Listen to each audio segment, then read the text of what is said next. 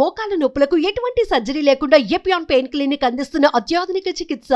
ఇన్ని సంవత్సరాల మీ కెరీర్ని కనుక ఒకసారి విశ్లేషించుకున్నట్లయితే హౌ సక్సెస్ఫుల్ యు ఆర్ అనేటువంటి ప్రశ్నకు మీ దగ్గర నుంచి ఎలాంటి సమాధానం వస్తుంది? I would proudly say I mean achiever. Of course చాలామంది చాలా అచీవ్ చేశారు, నా స్థాయికి నేను అచీవ్ చేశాను. I think I've done good enough. I can be proud of it. అంటే ఇప్పుడు లిమిట్ ఉండదు దేనికి కూడా. అక్కడ ఏం చేస్తే మనం కిందే ఉంటాం, బట్ ఇక్కడ వాళ్ళని చూస్తే మనం పైన ఉన్నాం.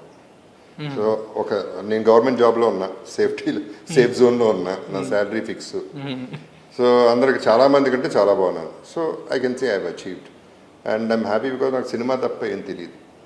బిజినెస్లు తెలియవు, మాట్లాడటం తెలియదు, కలవడం తెలియదు, కలిసి 4 మాటలు చెప్పి మాయ చేయడం తెలియదు. సో తెలియాలని నేను కూడా అనుకోవట్లేదు, దాని గురించి బాధపడలేదు. కానీ మీ అచీవ్మెంట్కి, మీ 35 జర్నీలో ఉన్నటువంటి జయాలకి, సక్సెస్లకి ఉన్నటువంటి గుర్తింపు, క్రెడిట్ మీరు నిజంగా ఎంజాయ్ చేశారా? ఆ స్థాయిలో మీకు పబ్లిక్లో కానీ వీటిలో కానీ వచ్చిందని? పబ్లిక్ కంటే ఇంటికంటే కూడా ఇండస్ట్రీలో అంత రాలేదని నా ఫీలింగ్. ఎందుకు రాలేదంటే గర్కా మురిగి దాల్ బరాబర్ అంటారు, ఆ టైప్లో పక్కనే ఉంటాడు కదా జగపతి బాబు, ఎప్పుడైనా దొరికేస్తాడని. ఎంత బిజీగా ఉన్నా దొరికేస్తాడులే ఉందలే అని చులక్కన ఉంటుంది. అది హ్యూమన్ సైకాలజీ. అదే ఇప్పుడు బాంబేలో నేను సక్సెస్ అయ్యి, ఇప్పుడు సల్మాన్ సినిమాలు అన్ని సక్సెస్ అయ్యి మళ్ళీ అక్కడ సెటిల్ అయితే ఆటోమేటిక్గా ఇక్కడ పెరుగుతుంది. అసలు ఇన్ని సంవత్సరాల్లో కూడా మీకు వచ్చిన సక్సెస్ స్థాయిలో మీ ఐడెంటిటీ కానీ, మీ రెస్పెక్ట్స్ కానీ, మీ పబ్లిక్లో ఉన్నటువంటి ఇది కానీ ఎక్కువగా పెరగకపోవటంలో, ఇంకొక స్థాయిలో లేకపోవటంలో కారణం మీ పాత్ర కూడా ఉంది అంటే మీరేమంటారు? మీరు కూడా అంత నెగ్లెక్టెడ్గా ఉన్నారు. నెగ్లెక్టెడ్ కంటే యూర్ రైట్. బయట పబ్లిక్లో నేనేంటో చాలామందికి తెలుసు. నేను ఎలా మాడతాను, ఎలా ఉంటాను, నేను ఎలా మాట మీద నిలబడతాను, మంచి కోసం కోరుకుంటాను, నేచర్ని ప్రేమిస్తాను, ఇవన్నీ తెలుసు. బట్ అది కమర్షియల్గా పనికిరాదు. ఇండస్ట్రీలో కమర్షియల్గా ఏది పనికి వస్తుంది? లౌక్యంగా ఉండటం, 4 మాటలు అంతంగా చెప్పడం, కమర్షియల్గా మాట్లాడటం, కమర్షియల్గా బిహేవ్ చేయడం, which I don't know. So నా తరపు నుంచి లోకం అది. ఫర్ ఎగ్జాంపుల్ ఒక ఫంక్షన్కి పిలిచినా నేను వెళ్ళట్లేదు, ఎందుకంటే పొగిడి అలిచిపోయాను. ప్రతి ఫంక్షన్లో అంతనే పొగడాల్సిందే. సో ఎందుకు వెళ్ళటం, ఎందుకు పొగడటం? మిమ్మల్ని కూడా పొగుడతారు, మిమ్మల్ని కూడా అభినందిస్తారు. అప్పుడప్పుడు పొగిడితే లేకపోతే లేదు. అంత దూరం వెళ్ళిన తర్వాత కూడా అడిగే వాళ్ళు పొగుడతారు, నేను అడగను కాబట్టి నా ప్రాబ్లం అది. ఇప్పుడు స్టేజ్ మీద పిలిచినప్పుడు కూడా నేను ఏదో మూలన ఉంటా, ఎదురుకుండా ఉన్నాను. ఎందుకంటే చూశాను చాలామంది వాళ్ళ ఇది ఓకే, సినిమా ఇండస్ట్రీలో ఉన్నాం కాబట్టి పబ్లిసిటీ కోసం ముందుకు వచ్చేసి అందరిని తోసుకుంటా కూడా వచ్చేస్తూ ఉంటారు. ఆ తోసుకునే ప్రాసెస్ నాకు ఇష్టం లేదు, అవసరం లేదు, అంటే చేయలేను, అవసరం లేదు. కానీ ఇప్పుడు మీ కెరీర్ కనుక ఒకసారి చూసుకున్నట్లయితే ఏ హీరోలకి తగ్గనటువంటి క్రెడిట్స్ మీ కెరీర్లో ఉన్నాయండి. కెరీర్ బిగినింగ్లోనే ఫస్ట్ సినిమాకే ఒక డ్యూయల్ రోల్ తోటి మీరు ఎంటర్ అయ్యారు. అది ఇంతవరకు ఎవరికి జరగలేదు అది చరిత్రలో. అదే కాకుండా 7 సినిమాల పాటు అట్టర్ ఫ్లాప్లు అనేటువంటి ఒక ముద్ర పడిన తర్వాత ఒక హీరో టర్న్ అప్ అవటం అనేటువంటిది, గేర్ అప్ అవటం అనేటువంటిది కూడా it is a very unusual feet, unusual success. ఆ తర్వాత ఒక కొన్ని జోనర్స్ తీసుకున్నట్లయితే నాగేశ్వరరావు గారు, సోహన్ బాబు గారు తర్వాత ఫ్యామిలీ హీరోగా 2 హీరోయిన్లతోటి ఫ్యామిలీ హీరోగా మీకు వచ్చినంత ఐడెంటిటీ ఇంకెవరికి రాలేదు. That is the place, you are the third person who has occupied that place. ఆ తర్వాత కూడా కెరీర్లో ఇన్ని అద్భుతమైన సినిమాలు చేసి, ఇంత అద్భుతమైన కెరీర్ చూసిన తర్వాత ఆల్ ఆఫ్ ఏ సడన్గా ఒక్కసారి ఒక విగరస్ విలన్గా, ఒక ఫ్యూరియస్ విలన్గా టర్న్ అయ్యారు. These are all the credits which you have not claimed.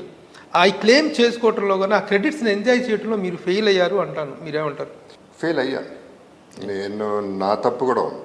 అంటే ఇప్పుడు ఎట్లా ఉంటుందంటే మీ అందరికీ తెలుసు, అడగందే అమ్మాయినా పెట్టదు.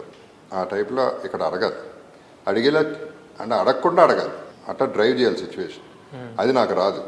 మన రీసెంట్గా కూడా ఎవరో కొటేషన్ స్టేటస్లో చూస్తూ ఉన్నా, మిగతా వాళ్ళు నేను ట్రీట్ చేసే విధానం నీకు నచ్చకపోతే నీ పద్ధతి నువ్వు మార్చుకో, అది నచ్చేలా చేసుకో, నువ్వెట్ట బిహేవ్ చేస్తావు వాళ్ళెట్ట బిహేవ్ చేస్తారు. బట్ నాకు అది రాదు, అది నా లోపం. సో అడగటమో, లేకపోతే నేను ఉన్నానని ముందుకు రావటమో, నన్ను చూడండి లేకపోతే మీకు రిపర్కషన్స్ ఉంటాయి అనే భయం ఏదో ఒకటి ఉండాలి ఇండస్ట్రీలో, లేకపోతే పక్కకి నెట్టేస్తారు. ఎంత సక్సెస్లో ఉన్నా నెట్టేస్తారు. సో లోపం నాలోనే ఎక్కువ. ఆ లోపాన్ని సరి చేసుకునేటువంటి కష్టం, ఎన్ని నెలల తర్వాత కష్టం, ట్రై చేయటం కూడా వేస్ట్. నేను ఎంతైనా ఫిక్స్ అయిపోయాను, ఇలాగే ఉంటాను. That is what you are. Yeah, that is what I am. But I get hurt also. నేను అడగరు కాబట్టి మరీ చులకనైపోతాను సిచ్యువేషన్. రోజు రోజుకి ఏమన్నా జగపతి బాబుగా వస్తాడులే టైంకి ఫోన్ చేయవసరలా అనేది అదొక చులకనాలి. అదే రాని ఆర్టిస్ట్ వచ్చాడు అమ్మమ్మ వచ్చేసారు ఆయన జాగ్రత్త బాబు చూసుకోండి అని అటెన్షన్ ఎక్కువ ఉంటుంది. అటెన్షన్ మనకి ఎందుకు ఉంటుంది అంటే ఎట్టగా వస్తాడు ఎట్టగా చేస్తాడు ఎట్టగా వెళ్ళిపోతాడు. డబ్బులు ఇచ్చినా అంటే వాళ్ళకి డిసిప్లిన్ అనేటువంటిది వాళ్ళ కోసం కాదు, కానీ మీ డిసిప్లిన్ మీ క్యారెక్టర్ మెయింటెనెన్స్ మీదనేటువంటిది మీకోసమే మీరు మెయింటైన్ చేసుకునేటువంటి. కరెక్ట్, అది 100% అది నాకు తెలుసు, మీకు తెలుసు. నేను నా టైం ఏంటి, నేను ఎన్నింటికి రావాలి, నా డ్యూటీ నేను కరెక్ట్గా చేశానా లేదా అనేది నాకు తెలుసు. అవునవును. So I'm answerable to myself. Okay, you saleability is different from value అండి. You are always a valued actor and valued personality. ఆ విషయంలో మీకు ఎక్కడ లోపం ఉందని అయితే మాత్రం మేము అనుకుంటాం. ఎందుకంటే మేము ఎక్కడ జగత్ బాబు గారి ప్రస్తావన ఇండస్ట్రీలో ఎక్కడ వచ్చినా ఎవరి దగ్గర వచ్చినా ఏ థరో జెంటిల్మెన్ అనేటువంటి మాట తప్ప ఇంకొక మాట మేము ఎప్పుడు వినలేదు. ఈ 35 years of journey. Me career హీరోగా ఆర్టిస్ట్గా ఎంతో, జర్నలిస్ట్గా నా కెరీర్ అంతే. ఇన్ని సంవత్సరాలు మన ప్రయాణంలో ఏ రోజు కూడా I not heard a single negative comment about you. Compliments తప్ప కామెంట్స్ అనేటువంటి వినలేని సందర్భమే లేదు మీ గురించి. So that way you are more successful. Compliment, thank you.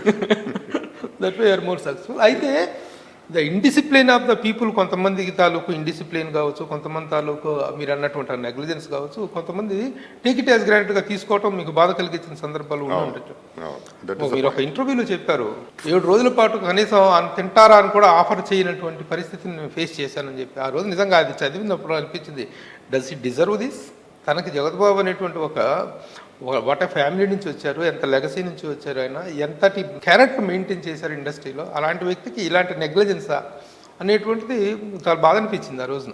ఆ రోజు ప్రభు ఆ జరిగిన రోజు కూడా లైట్ బాయ్ వచ్చి ఏడ్చిల్లాడు. ఏడ్చాడు నా కాళ్ళ దగ్గర కూర్చుని. ఇన్ఫాక్ట్ అది ఏ ఇయర్లో బాబు, ఏ సందర్భంలో జరిగింది? మీరు సాహసం అనే సినిమా, సాహసం అనే నాకు తెలిసి 1989 అంటే బ్యాడ్ పీరియడ్లో ఎగ్జాక్ట్లీ రిమెంబర్. భానుచంద్ర హీరో, నేను సెకండ్ హీరో. సో అప్పుడు కుర్చీ కూడా వేయలేదు కూర్చోడానికి, భోజనం కూడా పెట్టలేదు. అడిగితే పెట్టేవారు, అదే అడగల. ఎందుకు అడగలేదంటే చూద్దాం అంత చూసేస్తే ఎక్స్ట్రీమ్. ఎప్పుడు కూడా నా లెక్క ప్రకారం ఫస్టే బాధలన్నీ చూసేస్తే బెటర్, తర్వాత లైఫ్ ఈజీ అవుతుంది. సో అది చూద్దామనే నేను దాని అంత పైగా నాకు ఇంకేం రాదు, ఇండస్ట్రీ యాక్టింగ్ తప్ప నాకు ఇంకేం రాదు. రానప్పుడు వేరే చాయిస్ లేదు నాకు, అందుకని భరించాను. But that is a good experience. Everything is an experience. గుడ్డా బ్యాడా అనేది difference, but finally it will be good. Bad is also good. ప్రతి ఎదురు దెబ్బ ఒక అనుభవమే, ప్రతి అవమానం ఒక అనుభవమే కావాలి, ఆ దెబ్బ తినాలి.